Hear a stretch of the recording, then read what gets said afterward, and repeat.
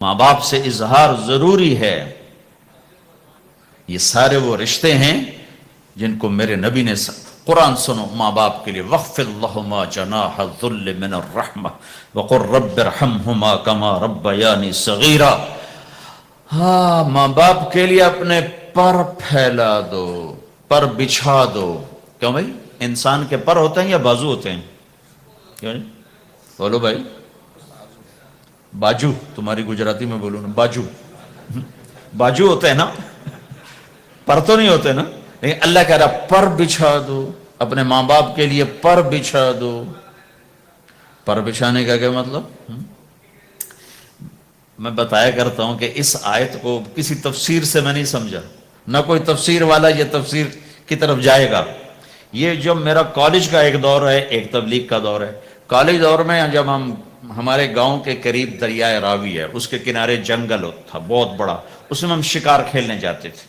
ایک ایک ہفتہ جنگل میں پڑے رہتے تھے، تو ساتھ کھانے کا سامان، ساتھ سارے حشم خدم، اور ایک ایک ہفتہ ہم شکار کرتے۔ تو وہ تیتر کو لگتا تھا نا چھرا، وہ چھرے لگتے تھے تو گرتا تھا، تو یوں اس کے پر یوں ہو جاتے تھے۔ میرے آنکھوں کے سامنے وہ تیتر نظر آ رہے ہیں، وہ یوں ایسے کرتے تھے اور یوں گردن ٹیڑھی ہوتی تھی، اور اس کا مطلب یہ ہوتا تھا کہ اب میں تیرے بس میں ہوں، ذبح کر یا چھوڑ دے، میرا بس ختم ہو چکا۔ تو آئے ہائے ہائے، قربان جاؤں قرآن کی خوبصورتی پر۔ میرا رب کہتا ہے اپنے پروں کو بچھا دے ماں باپ کے آگے، جیسے زخمی پرندہ تیرے آگے بچھ جاتا ہے کہ ذبح کر دو صاحب، بھون کے کھا یا کباب بنا کے کھا، اب تیرے حوالے ہوں۔ ایسے ہی ماں باپ کے آگے یوں ہو جا۔ کیا خوبصورت تعبیر کی ہے۔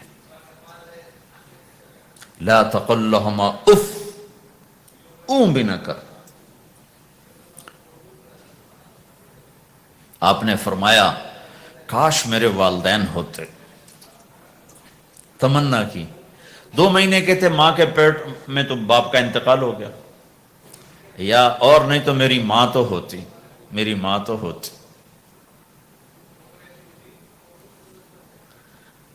اور میں عشاء کی نماز کے مصلی پہ کھڑا ہوتا اور میں سورۃ فاتحہ شروع کر چکا ہوتا، اور ادھر سے میری ماں کہتی محمد، تو میں ماں کے لیے نماز توڑ دیتا، میں کہتا لبیک یا اماں۔ حج کا سفر ہے، 63 سال عمر ہے، ماں کو فوت ہوئے 57 سال گزر چکے ہیں۔ آپ حاجیوں کے ساتھ ابوا سے گزرتے ہیں، 10 میل آگے بستی ہے، پہلے قبر آ جاتی ہے۔ آپ نے احرام باندھا ہوا ہے، سر ننگا ہے، اپریل کا مہینہ ہے، ماں کی قبر سے گزرے 57 سال میں آدمی کیا کچھ نہیں بھول جاتا، لیکن میرے نبی کے دل کا زخم اسی طرح بھرا نہیں ہے، اسی طرح تازہ ہے۔ آپ اونٹنی سے اتر گئے اور ماں کی قبر کے سرانے آ کے یوں بیٹھے، گھٹنے اٹھائے اور ہاتھ یہاں رکھے اور سر دیا گھٹنوں میں ایسے، اور یوں سر نیچے کر کے جو روئے ہیں جیسے چھوٹے بچے روتے ہیں۔ آپ نے دیکھا چھوٹے بچے گھروں میں ایسے روتے ہیں، ایسے ہم بھی بہت روئے اس طرح منہ گھٹنوں میں دے کر، تو میرے نبی گھٹنوں میں منہ دے کر جوں روئے جوں روئے جوں روئے، کئی گھنٹے روتے رہے۔ سن 2000 میں حضرت آمنہ کی قبر کی زیارت کے لیے پہنچا، ڈھونڈتے ڈھونڈتے اللہ نے پہنچایا، ایک رہبر کو ساتھ لیا، وہ پہاڑوں کے اندر وہ قبر ہے، تو وہ اندر ہمیں لے گیا۔ راستہ کوئی نہیں تھا، جس کو پتہ ہو وہ پہنچا سکتا ہے، ویسے کو نہیں جا سکتا۔ کالے پہاڑ، چھوٹے چھوٹے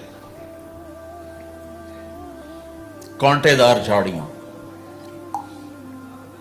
ایک پہاڑی ہوگی اتنی اونچی جتنی آپ کی چھت ہے، اس کے اوپر باقی پہاڑ تو ایسے تھے، نوک نکلی ہوئی، وہ اوپر فلیٹ تھا، کوئی 10 بائی 10 تقریباً۔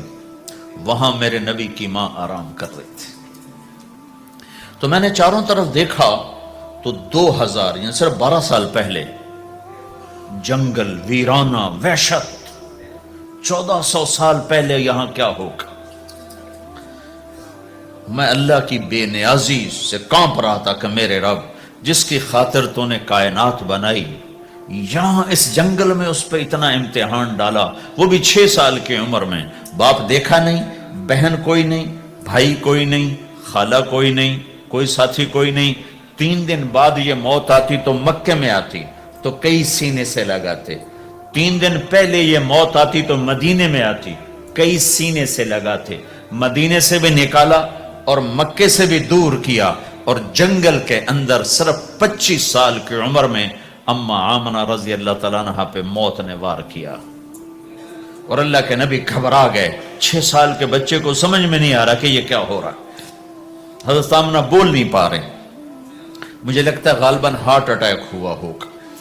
3 افراد، والدہ، خادمہ ام ایمن اور میرے نبی، اور حضرت آمنہ یوں تڑپ رہی تھی، ایسے پہلو بدل رہی تھی، تڑپ رہی تھی، اور آپ سہمے ہوئے بیٹھے تھے اور سمجھ میں نہیں آ رہا تھا ہوا کیا ہے۔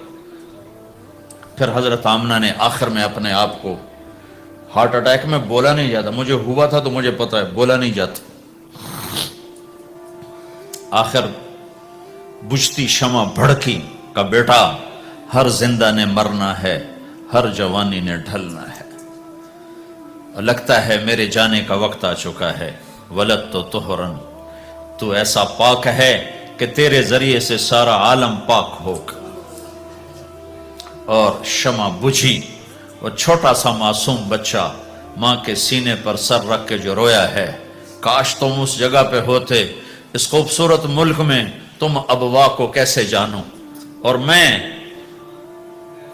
تمہیں کیسے بتاؤں۔ میں ہزاروں دفعہ یہ قصہ سنا چکا ہوں، مجھے ہر دفعہ رونا آتا ہے کہ میں وہاں اپنے آپ کو محسوس کرتا ہوں کہ ہائے، یہاں اس جگہ اتنا بڑا امتحان، اور صرف 6 برس کا ہی۔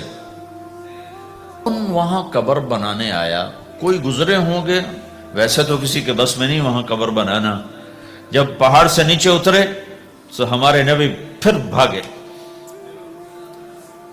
جب ام ایمن اوپر پہنچی ہیں تو کیا منظر تھا کہ ابوا کے پہاڑ بھی روئے، اور زمین آسمان بھی روئے، اور ہر پتھر رویا کہ 6 سال کا معصوم بچہ 2 جہان کا سردار ہے، جنت کا چابی بردار ہے، اللہ کا جھنڈا ان کے ہاتھ میں ہوگا، شفاعت ان کی کہ طفیل حساب ہوگا، ان کی شفاعت کے ساتھ پل پار ہوگا، ان کے صدقے جنت کا دروازہ کھلے گا، ان کے صدقے جنت میں داخلہ ہوگا، ان کے صدقے گناہوں کی معافی ہوگی۔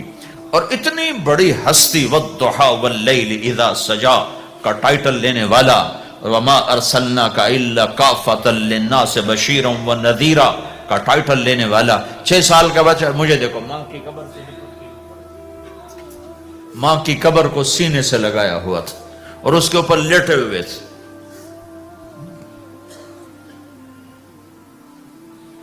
جب حضرت ام ایمن پہنچی ہیں تو اللہ کے نبی کیا کہہ رہے تھے؟ اے میری ماں، تمہیں تو پتا ہے نا تیرے سوا میرا کوئی نہیں تھا، تو مجھے چھوڑ کے کہاں چلی گئی، تیرے بغیر کہاں جاؤں گا، میرا کون ہے اب تیرے سوا۔ ام ایمن نے اٹھایا کہ مجھے چھوڑ دو، میں کہیں نہیں جاؤں گا، میں اپنی ماں کے سوا کہیں نہیں جاؤں گا۔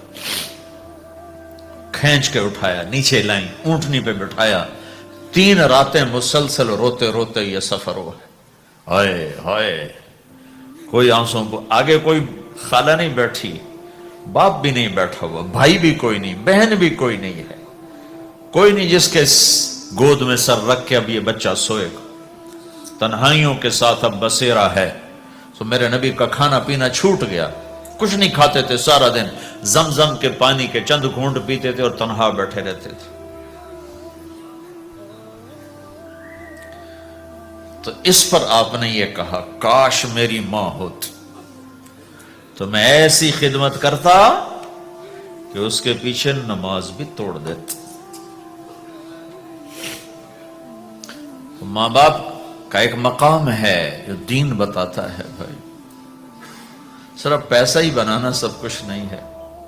اور بھی دکھ ہیں زمانے میں محبت کے سوا، راحتیں اور بھی ہیں وصل کی راحت کے سوا۔